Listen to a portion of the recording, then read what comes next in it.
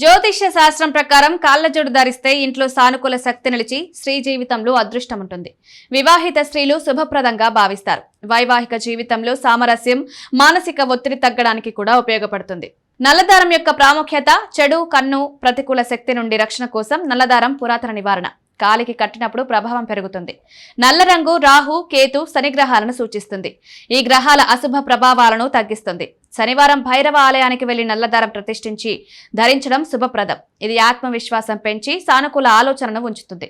మానసిక ఒత్తిడి, భయం, ఆందోళన తగ్గిస్తుంది. కాళ్ల కంప, నల్లదారం కలిపి ధరించడం ఎంతో ప్రయోజనకరం. కానీ మేషం, వృశ్చికం, కర్కాటక రాశుల మహిళలు చీలమండతో నల్లదారం ధరించకూడదని జ్యోతిష్యులు చెప్తున్నారు. దీనివల్ల ఆర్థిక నష్టం, వైవాహిక ఉద్రిక్తత, ఆరోగ్య సమస్యలు తలెత్తుతాయి. వెండి బ్రాస్లెట్ లేదా తెల్లటి దారం ధరించడం మంచిది. నల్లదారం కడుపు నొప్పి, వెన్ను నొప్పి, వెన్నెముక సమస్యలకు ఉపశమనం, శరీర రోగనిరోధక శక్తిని పెంచుతుంది. చెడు కళ్ళ నుండి పిల్లలను రక్షించడానికి వారి పాదాలకు, చేతులకు నల్లదారం కట్టడం సాధారణం. సంపద, అదృష్టం కోసం కాళ్ల కంప ధరించే ముందు గంగాజలంతో శుద్ధి చేయండి. సంపద, అదృష్టం కోసం కాళ్ల కంప ధరించే ముందు గంగాజలంతో శుద్ధి చేయాలి. అప్పుల బాధ నుంచి బయటపడడానికి శనివారం నల్లదారంలో 7 చిన్న ముడులు కట్టి ఎడమ కాలుకు కట్టండి. రుణం త్వరలో తిరిగి చెల్లించే అవకాశాలున్నాయి.